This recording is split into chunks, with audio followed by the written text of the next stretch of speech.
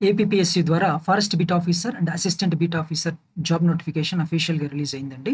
దీనికి సంబంధించిన ముఖ్యమైన విషయాలు ఏ టు జెడ్ ఈ వీడియోలో ఉన్నాయి. దయచేసి లాస్ట్ వరకు చూడండి. మీకు కంప్లీట్ డీటెయిల్స్ తెలుస్తాయి. ముందుగా టోటల్ 691 పోస్టులు ఉన్నట్టుగా ఇక్కడ మెన్షన్ చేశాడు. ఇందులో 256 వచ్చేసి ఫారెస్ట్ బీట్ ఆఫీసర్‌కి సంబంధించినవి. ప్లస్ 435 ఈ అసిస్టెంట్ బీట్ ఆఫీసర్‌కి సంబంధించినవి. తర్వాత ఈ ఏజ్ క్రైటీరియా కూడా మెన్షన్ చేశాడు. మినిమమ్ ఏజ్ 18 ఉండాలి. మాక్సిమం 30 ఇయర్స్ ఉండాలి. ఏ రోజుకి కట్ ఆఫ్ అంటే జూలై 1, 2025. ఆహ్, యాక్చువల్‌గా కొన్ని కేటగిరీ వాళ్ళకి రిజర్వేషన్ ఇచ్చాడండి. ఎగ్జంప్షన్, రిలాక్సేషన్ అంటారు కదా! So, SC, ST, BC, EWS ఈ కేటగిరీ వాళ్ళకి ఆ రెస్పెక్టివ్ ఏజ్ రిలాక్సేషన్ ఉంటుంది. తరువాత ఈ వీడియోలో చూద్దాం.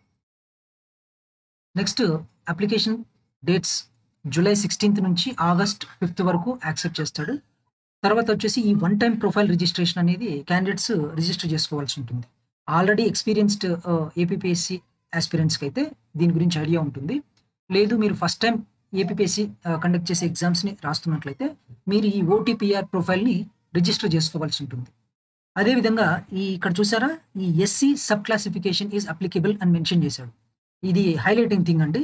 ఎందుకంటే ఇది రిజర్వేషన్‌కి సంబంధించి కొన్ని అట్రిబ్యూట్స్ అప్లై అవుతాయి. So, SC group 1, group 2, group 3 అని. దీని గురించి కంప్లీట్ డీటెయిల్స్ తర్వాత చూద్దాం. నెక్స్ట్ మనకు తెలిసిందే ఇవి డిస్ట్రిక్ట్ క్యాడర్‌కి సంబంధించినవి. సో, ఇందులో క్యారీడ్ ఫార్వర్డ్ మెన్షన్ చేశాడు. As well as fresh vacancies mention చేశాడు. నెక్స్ట్ ఇంపార్టెంట్ ఈ ఎడ్యుకేషనల్ క్వాలిఫికేషన్ గురించి. So, intermediate education, intermediate examination pass అయ్యి ఉండాలి. లేదంటే దానికి సంబంధించిన ఏదేని ఎడ్యుకేషనల్ క్వాలిఫికేషన్ ఉంటే సరిపోతుంది.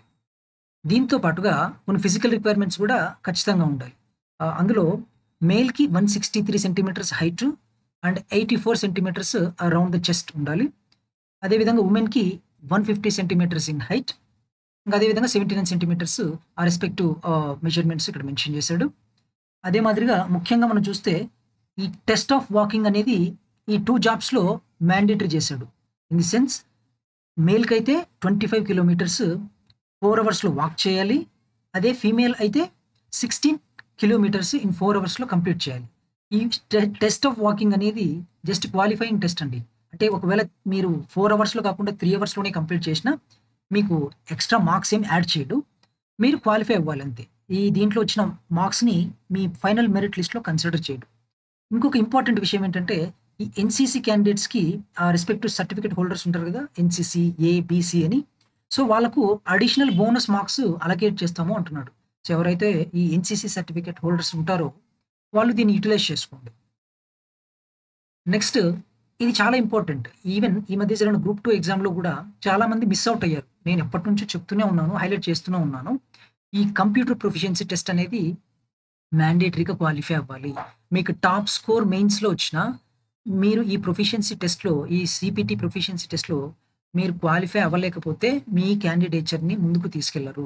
చాలామంది ఓవర్ కాన్ఫిడెన్స్‌తో, వితౌట్ క్లారిటీతో డైరెక్ట్ అటెంప్ట్ చేశారు. టెన్షన్ పడ్డారు. సంహౌ కొంతమంది ఏదో అలా లాగించేశారు. బానే ఉంది. But it is not the case with always. Okay. దీనికి సంబంధించిన డీటెయిల్స్ ఇంకా తర్వాత చూద్దాం. నెక్స్ట్ ఈ వుమెన్‌కి సంబంధించి హారిజాంటల్ రిజర్వేషన్ వర్తిస్తుందని ఇక్కడ మెన్షన్ చేశాడు. ఈ హారిజాంటల్ రిజర్వేషన్ ఏంటి? తర్వాత వెర్టికల్ రిజర్వేషన్ అంటే ఏంటి అనేది అదర్ వీడియోస్‌లో మన ఛానెల్‌లో ఉంటాయి. డీటెయిల్డ్ వీడియోస్ మీరు చూడొచ్చు. నెక్స్ట్ ఈ సర్టిఫికేట్స్ గురించండి. రెస్పెక్టివ్ కేటగిరీ వాళ్ళు ఉంటారు కదా! ఓబీసీ అయితే వాళ్ళు నాన్ క్రిమీ లేయర్ స్టేటస్ కింద హోల్డ్ చేసుకుంటుంటే they can produce the certificate and get the benefits. Same with EWS category వాళ్ళు కూడా వీళ్ళకు థ్రెషోల్డ్ ఇన్‌కమ్ 8,00,000గా ఇక్కడ మెన్షన్ చేశాడు. ఇక్కడ చూసారా ఈ టెస్ట్‌ని బోల్డ్‌లో మెన్షన్ చేశాడు. ఇది చాలా ఇంపార్టెంట్. ఎవరైతే ఈడబ్ల్యూఎస్ కేటగిరీ వాళ్ళు సర్టిఫికేట్ ప్రొడ్యూస్ చేస్తారో అది ఈ ప్రయర్ ఇయర్ ఆఫ్ ద అప్లికేషన్‌కి సంబంధించిన ఫైనాన్షియల్ ఇయరే అయ్యుండాలి అని ఇక్కడ మెన్షన్ చేశాడు. సో, ఇది జాగ్రత్తగా చూసుకోండి మీరు. మీకేమైనా డౌట్స్ ఉంటే కామెంట్ సెక్షన్‌లో మెన్షన్ చేయండి. రిజాల్వ్ చేయడానికి చూద్దాం. ఇదే మాదిరిగా ఎస్సీ, ఎస్టీ తదితర కమ్యూనిటీ కేటగిరీ వాళ్ళు సర్టిఫికేట్స్ కూడా ప్రొడ్యూస్ చేయాలి. అదే మాదిరిగా ఈ కమ్యూనిటీ సర్టిఫికేట్స్ కూడా ప్రొడ్యూస్ చేయాల్సి ఉంటుంది. ఫర్ ఎగ్జాంపుల్ బీసీ కావచ్చు. ఇక్కడ ఏజ్ క్రైటీరియా ఇందాక అనుకున్నట్లు మినిమమ్ 18 అండ్ మాక్సిమం 30 ఇయర్స్ పెట్టాడు. కాకపోతే SC, ST, BC, EWS category వాళ్ళకు 5 ఇయర్స్ ఏజ్ రిలాక్సేషన్ ఇచ్చాడు. అదే SC, ST carry forward vacancies ఎవరైతే యుటిలైజ్ చేసుకుంటారో వాళ్ళకు 10 సంవత్సరాలు రిలాక్సేషన్ ఇచ్చాడండి. కానీ ఒక కండిషన్ ఉంది. ఇక్కడ చూడండి దీనికి సంబంధించిన డీటెయిల్స్ ఇంకా తర్వాత చూద్దాం. నెక్స్ట్ ఈ వుమెన్‌కి సంబంధించి హారిజాంటల్ రిజర్వేషన్ వర్తిస్తుందని ఇక్కడ మెన్షన్ చేశాడు. ఈ హారిజాంటల్ రిజర్వేషన్ ఏంటి? తర్వాత వెర్టికల్ రిజర్వేషన్ అంటే ఏంటి అనేది అదర్ వీడియోస్‌లో మన ఛానెల్‌లో ఉంటాయి. డీటెయిల్డ్ వీడియోస్ మీరు చూడొచ్చు. ఈ స్కీమ్ ఆఫ్ ఎగ్జామినేషన్ అనేది మనం ఏ ఎగ్జామ్ రాయబోతున్నామో ఆ ఎగ్జామ్‌కి సంబంధించి ఖచ్చితంగా తెలుసుకోవాలండి. ఫర్ ఎగ్జాంపుల్ ఈ ఎగ్జామ్‌లో 3 స్టేజెస్‌లో ఉంది ఈ స్కీమ్ ఆఫ్ ఎగ్జామినేషన్. ముందు స్క్రీనింగ్ టెస్ట్ ఉంటుంది. దాంట్లో క్వాలిఫై అయితే నెక్స్ట్ మెయిన్స్ ఎగ్జామ్ ఉంటుంది. అందులో కూడా objective as well as subjective ఉంది. ఒక ఎస్సే ఉంటుంది. తర్వాత డీటెయిల్‌గా చూద్దాము. అందులో క్వాలిఫై అయిన తర్వాత షార్ట్ లిస్ట్ చేసి దెన్ సీపీటీ ఎగ్జామ్‌కి పిలుస్తారు షార్ట్ లిస్ట్ చేసి. సో, అందులో కూడా జస్ట్ క్వాలిఫై అయితే based on the mains exam score మీకు ఫైనల్ మెరిట్ లిస్ట్‌లో ఛాన్స్ ఉంటుందన్నమాట. సో, ఇందాక మీకు చెప్పాను ఏ ఎగ్జామ్ రాస్తున్నా సరే ముందు ఆ స్కీమ్‌ని అర్థం చేసుకోవాలి. సో, ఆ స్కీమ్‌ని అర్థం చేసుకోవడం అంటే ఏంటి? ఆ బేసిక్ స్ట్రక్చర్ ఏంటి? ఆ తర్వాత సిలబస్ ఏంటి? ఆ తర్వాత ఆ సిలబస్‌కి సంబంధించిన కాంపోనెంట్స్‌ను బేసిక్స్ ఏంటి? దాన్ని నేర్చుకోవాల్సి ఉంటుంది. తరువాత ప్రాక్టీస్ చేయాలి. మీరు స్టాండర్డ్ బుక్స్ చదివిన తర్వాత టెస్ట్ సిరీస్ ద్వారానో లేదంటే చాప్టర్ వైస్ బిట్స్‌నో ఏ విధంగానో కొంచెం అనలిటికల్ బేస్‌లో ప్రాక్టీస్ చేయాల్సి ఉంటుంది. So, this is how you can be able to qualify any exam actually. ఇక్కడ ప్రమోట్ చేసుకుంటున్నాము అన్నట్లు ఫీల్ అవ్వకుండా ఆహ్, మన smart way prep app already launch చేసాము. Google Play store and app స్టోర్‌లో కూడా ఉంది. So, free test series available ఉన్నాయి. ఈవెన్ ఈ forest beat officer and assistant beat ఆఫీసర్‌కి సంబంధించినవి కూడా తెలుగులో అండ్ ఇంగ్లీష్‌లో రెండిట్లోనూ ఉంటాయి. మీరు ఇక్కడ వెబ్‌సైట్‌లో చెక్ చేయొచ్చు. ప్లస్ యాప్ డౌన్‌లోడ్ చేసుకొని కూడా చూడొచ్చు. వన్ మోర్ థింగ్ మీకు డైలీ కరెంట్ అఫైర్స్ ఇక నుంచి free daily test series provide చేస్తాము. మీరు డౌన్‌లోడ్ చేసుకున్నా లేదంటే వెబ్‌సైట్ ద్వారా వెళ్ళినా మీరు డైలీ అటెంప్ట్ చేయొచ్చు.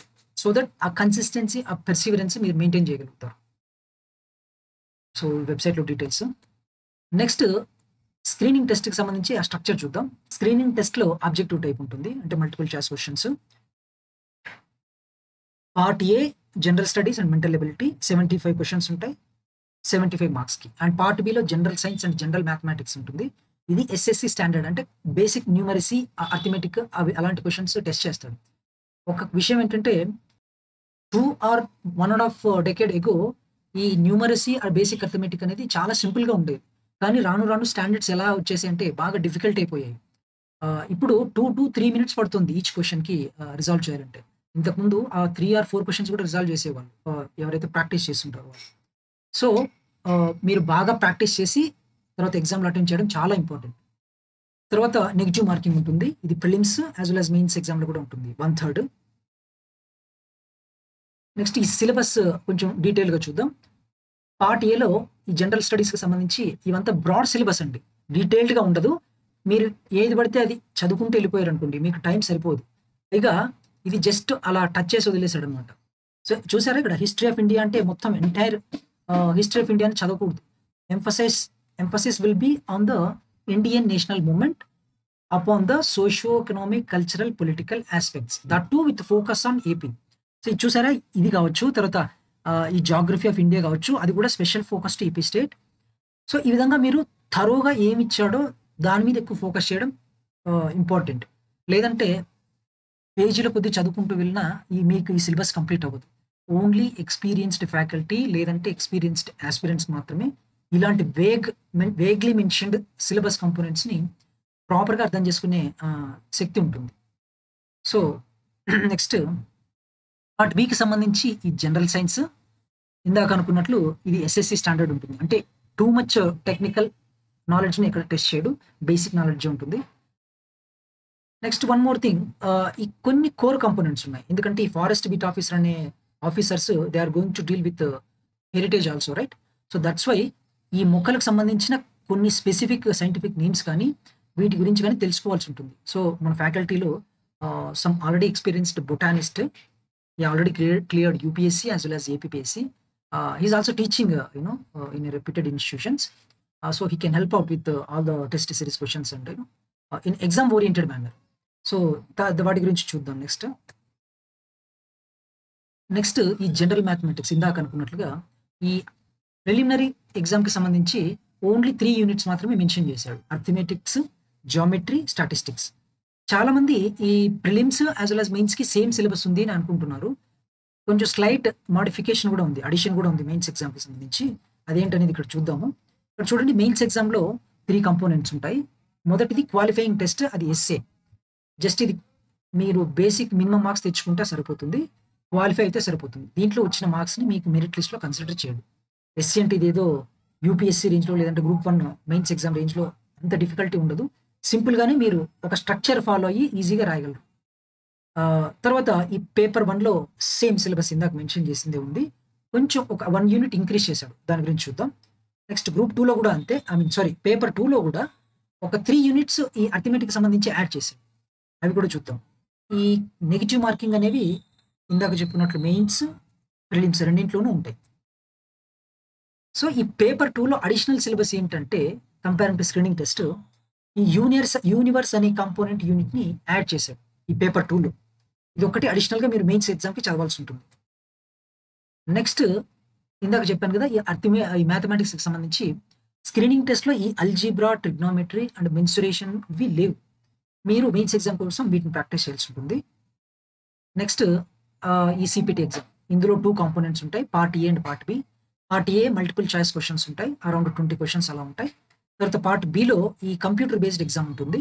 దీన్ని యూనిట్ వైస్‌గా ప్లస్ ఈచ్ కాంపోనెంట్‌ని సింపుల్ వేలో అర్థం చేసుకొని మీరు ఏ విధంగా దీన్ని క్వాలిఫై అవ్వచ్చనేది ఆల్రెడీ మన వెబ్‌సైట్‌లో తర్వాత అప్లికేషన్‌లో free classes and free test series కూడా మెన్షన్ చేశాము. మీరు ఒకసారి యాప్ డౌన్‌లోడ్ చేసుకొని దాంట్లోకెళ్తే కంప్లీట్ డీటెయిల్స్ ఉంటాయి. So, all the very best to you. Thank you.